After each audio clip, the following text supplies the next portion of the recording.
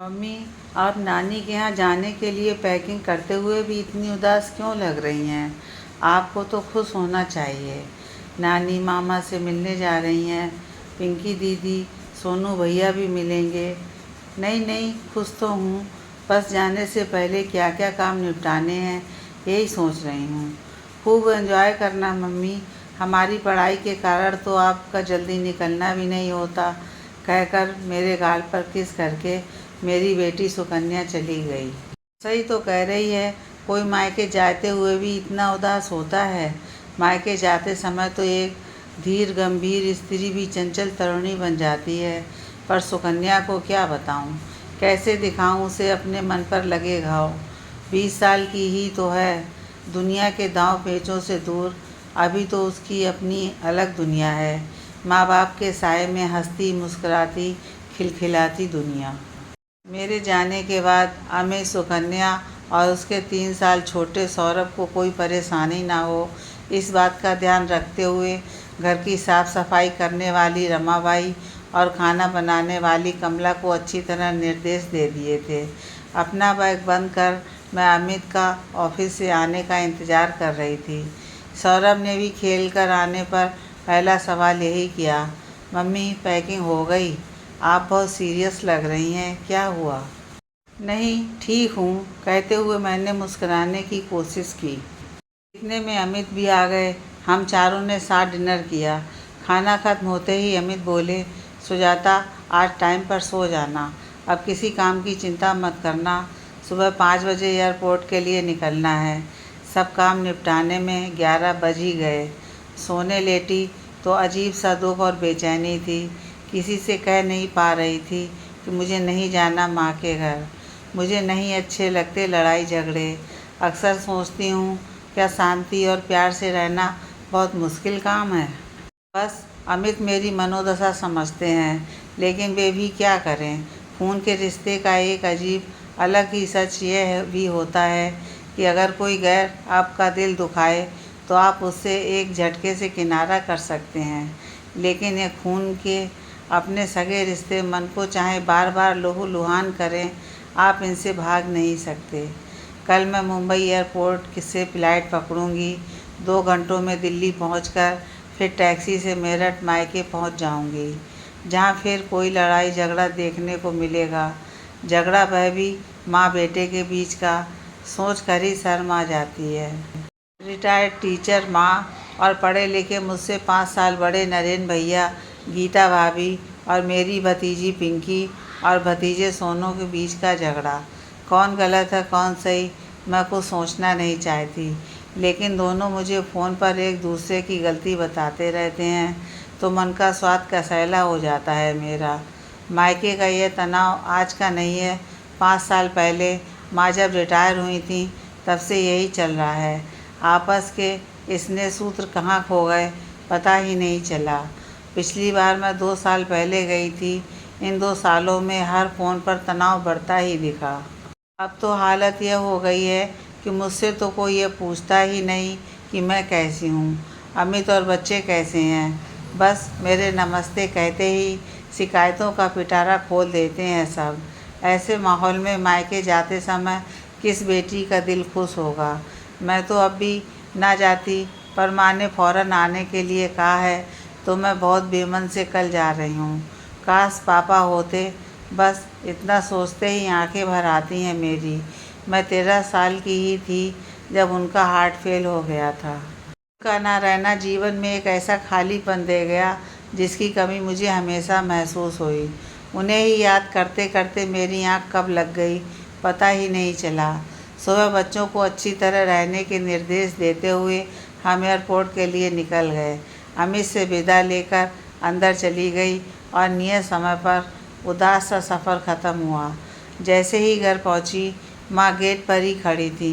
Taxi से उतरते ही घर पर एक नज़र डाली तो बाहर से ही मुझे जो बदलाव दिखा उसे देख मेरा दिल बुझ गया।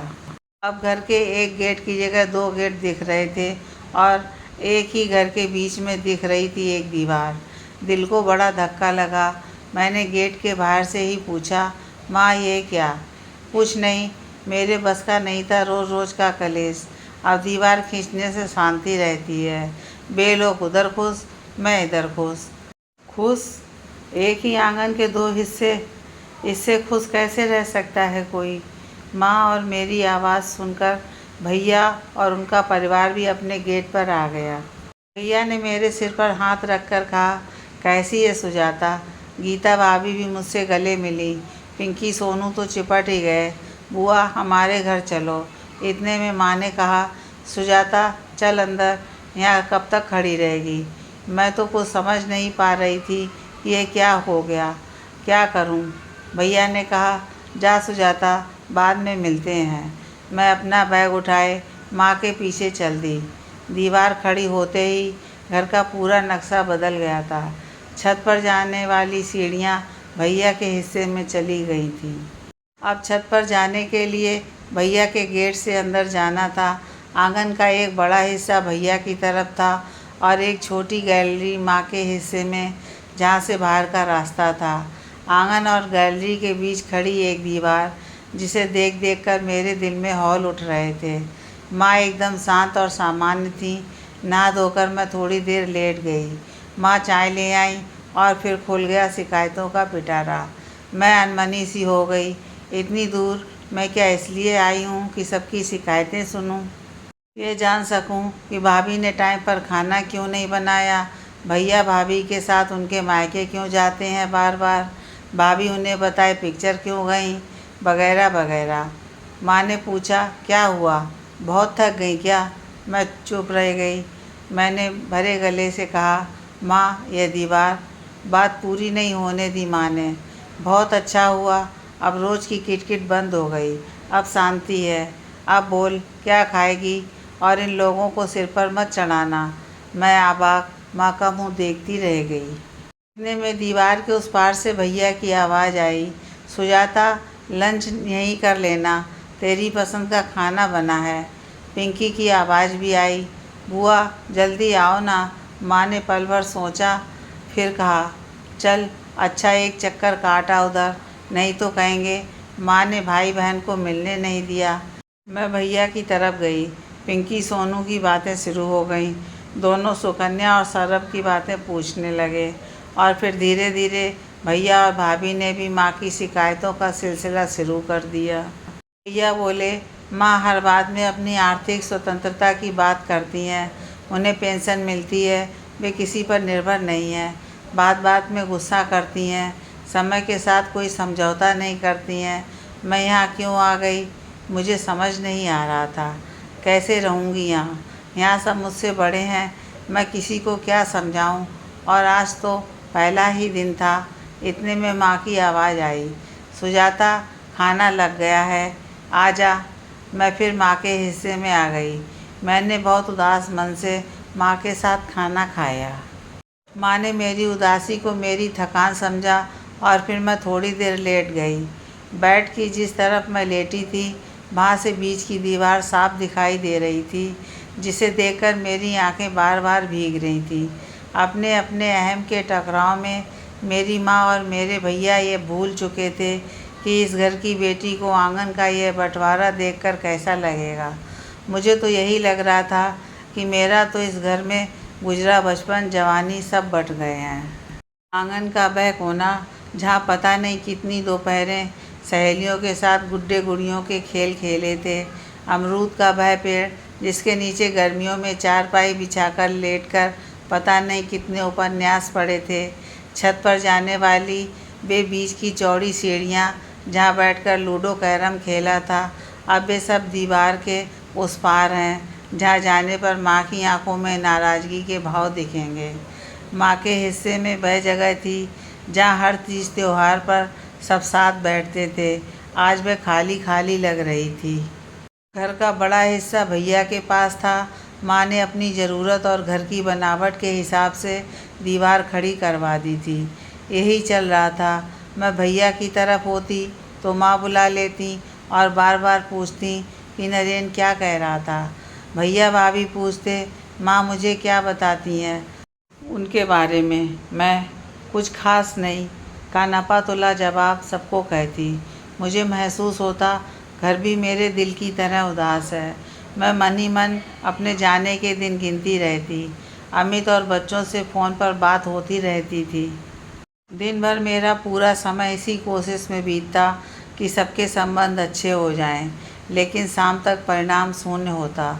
एक दिन मैंने माँ से पूछ ही लिया, माँ, मुझे आपने फ़ोन पर इस दीवार के बारे में नहीं बताया और फ़ौरन आने के लिए क्यों कहा था? माँ ने कहा, ऐसे ही गीता को दिखाना था मैं अकेली नहीं हूँ, बेटी है मेरे साथ। मैंने भैया से पूछा, आपने फ़ोन पर बताया नहीं कुछ?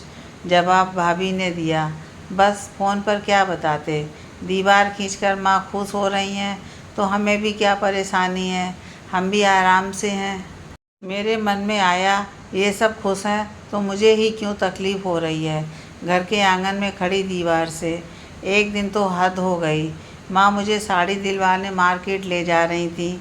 मैंने कहा, माँ, पिंकी व सोनू को भी बुला लेती हूँ, उन्हें उनकी पसंद का कुछ खरीद दूँगी। माँ ने फ़ौरन कहा, नहीं, हम दोनों ही जाएंगे। मैंने कहा, माँ, बच्चे हैं, उनसे कैसा गुस्सा। मुझे उन सब पर गुस्सा आता है। मैं उस समय उन्हें नहीं ले जा पाई। उन्हें मैं अलग से लेकर गई, उन्हें उनकी पसंद के कपड़े दिलवाए, फिर हम तीनों ने आइसक्रीम खाई। जब से आई थी ये पहला मौका था कि मन को कुछ अच्छा लगा था। पिंकी व सोनू के साथ समय बिताकर मन बहुत हल्का हुआ। 15 दिन बीत गए थे। मुझे अजीब सी मानसिक थकान महसूस हो रही थी। पूरा दिन दोनों तरफ की आवाज़ों पर कभी इधर तो कभी उधर घूमती दौड़ती रहती। मन रोता मेरा किसी को एक बेटी के दिल की कसक नहीं दिख रही थी। किस बेटी का मन नहीं चाहता कि कभी वह 2-3 साल में अपने मायके आए तो प्यार और अपनेपन से भरे रिश्तों की मिठास यादों में साथ लेकर जाए। मगर मैं जल्दी से जल्दी अपने घर मुंबई जाना चाहती थी, क्योंकि मेरा मायका मायका नहीं रह गया था। वह तो ऐसा मकान था जहाँ दीवार की दोनों तरफ माँ बेटा बुरे पड़ोसियों की तरह रह रहे थे। इस माहौल में किसी बेटी के दिल को चैन नहीं आ सकता था। मैंने अमित को बता दिया कि मैं 1 हफ्ते में ही आ रही हूँ। अमित सब समझ गए थे। 7वें दिन मैंने अपना बैग पैक किया, सबसे कसैले मन से विदा ली। भाई ने अपने जान पहचान की टैक्सी बुलवा दी थी। टैक्सी में बैठकर सीट पर सिर टिकाकर मैंने अपनी आंखें बंद कर लीं। लगा विदाई तो आज हुई है मायके से। शादी के बाद जो विदाई हुई थी उसमें फिर मायके आने की, सबसे मिलने की एक आस, चाह और कसक थी। लेकिन अब लग रहा था कभी नहीं आ पाऊँगी। इतने प्यारे मीठे रिश्ते में आई कड़वाहट सहन करना बहुत मुश्किल था। मायके में खड़ी बीच की दीवार रह रहकर मेरी आँखों के आगे आती रही और मेरे गाल भिगोती रही।